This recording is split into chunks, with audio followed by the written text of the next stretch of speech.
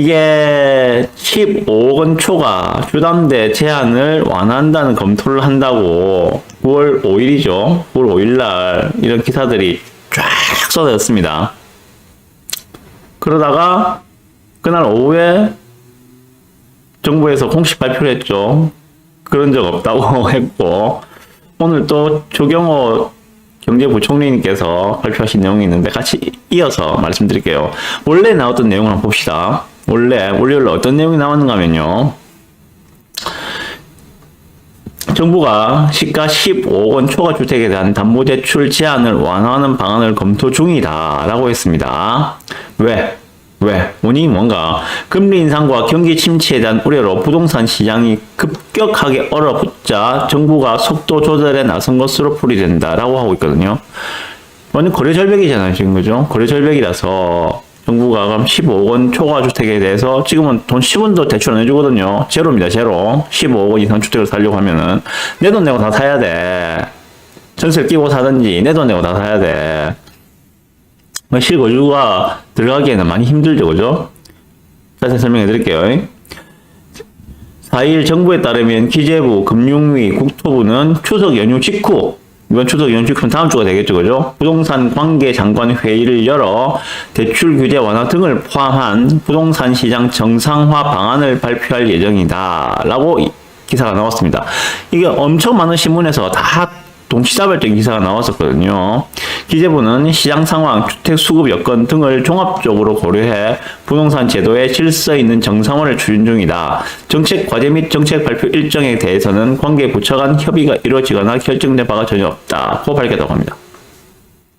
아니 땡 굴뚝에 연기 날까라는 말이 있듯이 이야기가 전혀 없었던 건 아니겠죠. 어느 정도 이야기가 있었겠죠. 그러니까 기자가 그거를 근거로 해서 기사를 썼겠죠. 그리고 이 부분입니다. 정부는 대출 규제 완화 외에도 규제 지역 추가 해제를 이번 회의 안건으로 올릴 예정이다. 재정 시에 투기를 과열지구 해제를 유력하게 검토할 것으로 알려졌다. 부산은 고민되죠. 부산은 자, 이런 기사가 나왔는데 오늘 조경호 경제부총리께서 하신 말씀은 요겁니다. 시가 15억 원 초과 주택 대출 금지 규제를 해제하는 것은 현재는 검토하지 않는다. 그리고 필요시에는 우선 조정지역을 추가로 해제하겠다. 그리고 재건축 초과이익 환수제에 대해서 대책을 내놓겠다. 라고 방송기자 클럽에서 말씀을 하셨다고 합니다. 그 기사거든요. 이건 좀 자세히 보셔야 됩니다. 오늘 조경호 부총리님께서 하신 말씀 안에 현 정부의 정책 기조가 거의 다 녹아 있습니다. 보시죠. 그동안 부동산 가격이 워낙 급등했기 때문에 조금 하향 안정화시키는 것이 맞는다고 생각한다고 밝혔다고 합니다. 그동안 워낙 급등했으니까 동의하죠, 그죠? 급등했으니까 지금 조금 하향 안정화시키는 것이 맞다. 그런데 일부에서는 부동산 가격이 하향 안정화되니 거래가 주춤하고 시장이 얼어붙는 것 아니냐고 생각하는데 일단 하락세가 있어 보이긴 하지만 완전히 기저적으로 하향 안정화 추세로 포착되는지는 조심스럽게 봐야 한다. 매우 조심스럽죠. 매우 조심스럽습니다. 선거 전에는 이것저것 다 풀어줄 것처럼 이야기하더니 막상 되고 나니까 지금은 아주 조심스러워요. 이렇게 접근하고 있어요. 시장은 갑자기 많이 올라도 문제지만 급락해도 그 자체가 문제가 된다며 급락 현상은 경계하면서 하향 안정화돼야 한다고 덧붙였다. 급락은 정부가 원하는 그거죠. 그럼 여기서 급등도 바라지 않고 급락도 바라지 않는다. 그냥 적정하게 가는 것을 원한다. 큰 변동 없이 가는 것을 원한다. 시장이 불안할 때는 여러 규제를 통해 시장 자금을 조이고 만약 급락하고 급행하면 규제를 조금씩 풀어서 시장 상황에 맞는 대응을 해야 한다. 앞으로 시장 상황을 지켜보면서 규제를 더 완화할지 여부를 판단해 나가겠다. 언제까지 시장을 지켜만 볼 거냐고. 지금 거래 절벽이 돼서 난린데. 이 부분입니다. 잘못된 비정상적인 시장이고 제도라고 하더라도 하루아침에 바로 돌리면 시장 교란이 일어난다. 그래서 연착륙시키면서 서민, 중산층의 주거 안정을 도모하는 것이 우리 부동산 정책의 목표. 요거란 거죠. 급하게 안 바꾸겠다는 거야. 그냥 있는 그대로 지금 유지할래. 이런 이야기예요. 시가 15억 원 초과 아파트에 대한 추담대 금지 규제 해제에 대해서는 해제를 현재 검토하고 있지 않다. 관련 언론 보도가 나온 것에 대해서는 조금 조급하게 빠르게 나간 소식이라고 생각한다. 지금 이런 생각이 없다. 15억 원 이상의 돈 10원도 대출 안 해주는 이거는 계속 유지를 하겠다. 언제까지? 모르겠어요, 이것도. 그리고 전반적으로 아직 시장 흐름을 예의주시하고 있기 때문에 조정 지역으로 묶여있는 부분에 대해 우선 필요하면 더 해제하고 재건축 초과이익 관수제 부분의 대책을 먼저 낸 뒤 금융 규제는 시간을 많이 두고 시장 상황을 봐가면서 결정할 예정. 이러니까는 지금 지지율이 작살나고 있는 거예요. 정치적인 이야기 참 안 하고 싶은데. 아니, 해준다고 했잖아. 그럼 빨리빨리 해줘야지. 이거 안 하고 지금 계속 간만 보고 있으니까 지지율이 떨어질 수밖에 없지. 임대차 입법에 대해서는 태어나지 말았어야 할 법이라며 입법 이후 2년간 집값을 포함해 전월세가 다 폭등했다고 비판했다. 그럼 이제 어떻게 할 건데, 그러면은? 지금은 금융 규제와 경기 등이 맞물려 전월세 시장이 다소 안정되고 오히려 역전세난이 우려되고 있다고 얘기한다. 그런데 역전세난에 관해서는 전반적으로 보면 그렇게까지 우려할 상황은 아니다. 라고 진단했다고 합니다. 뭐 그런 내용입니다.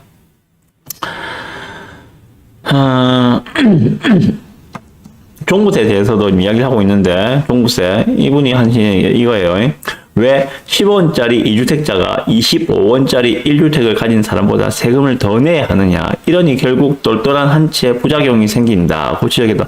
시장은 정확히 보고 있어요. 보고 있는데도 불구하고 지금 제대로 된 잘못된 정책들, 꼬여있는 정책들을 좀 풀어야 되는데 그렇게 하지 못하고 있다. 너무 늦다. 너무 조심스럽고 간만 본다. 이런 이야기죠.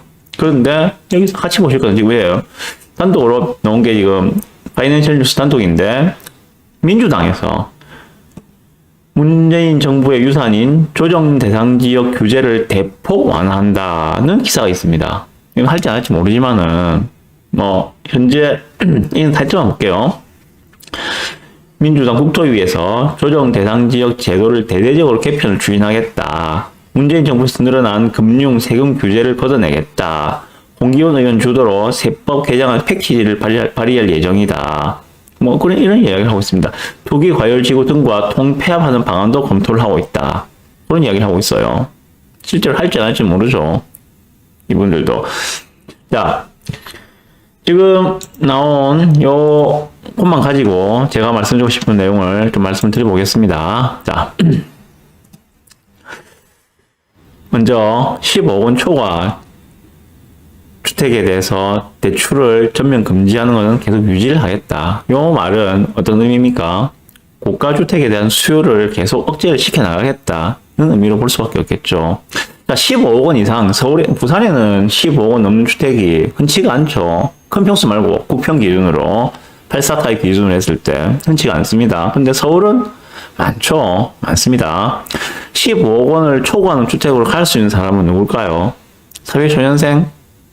아니면 뭐 내가 지금 한 3억 4억짜리 집 살고 있는 사람이 15억짜리 집으로 현금 부자면 모르겠습니다만은 실제로 15억 원 초과 주택으로 갈 수 있는 사람은 현재 한 2, 3억 정도의 주택에 거주하고 있으신 분이 이거를 팔고 대출을 조금 내서 16억에서 한 18억 정도 되는 그러한 상급지로 이동하려는 그러한 수요입니다.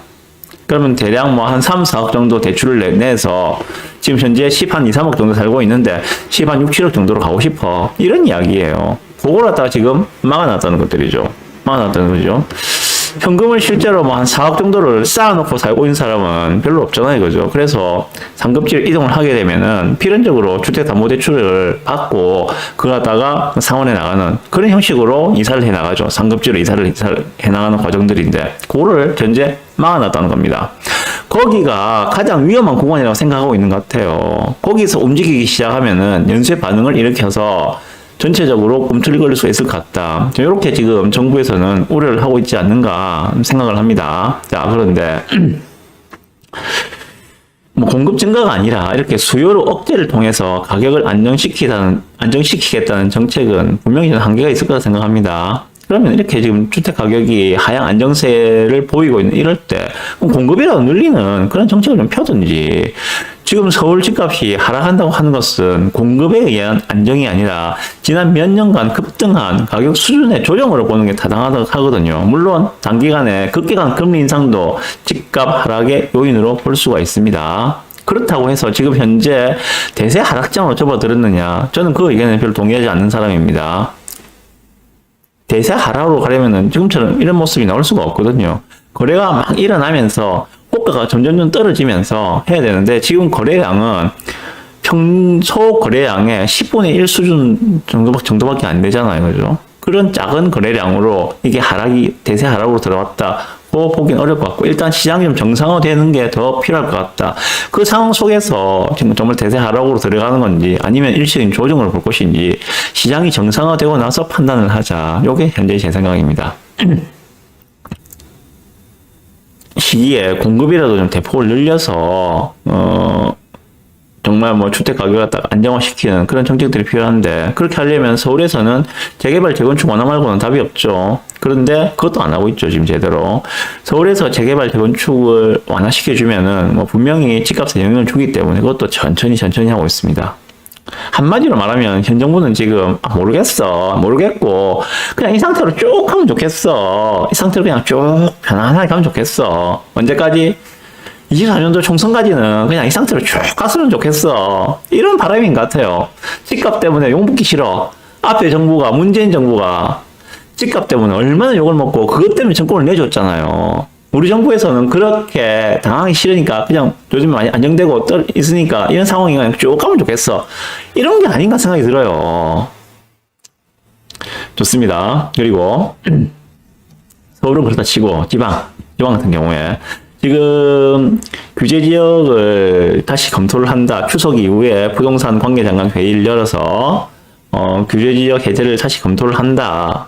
필요하면은 더 규제를 풀어주겠다. 규제 지역을 풀어주겠다. 이런 이야기의 뉘앙스가 나오고 있죠. 예.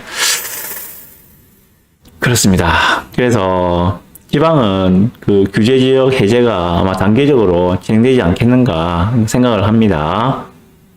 그리고 자, 그럼 이거 갖다가 우리가 어떻게 활용을 해야 될 건가?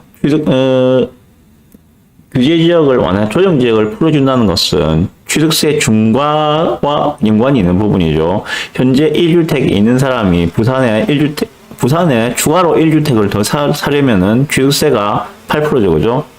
뒤에 붙는 지방세 10% 빼고 취득세만 8%입니다. 2주택이 있는 사람이 부산에 집을 한 채를 더 살려면은 취득세가 12%죠. 요거를 좀 완화시키는 정책이 필요한데 그건 안 나왔잖아요.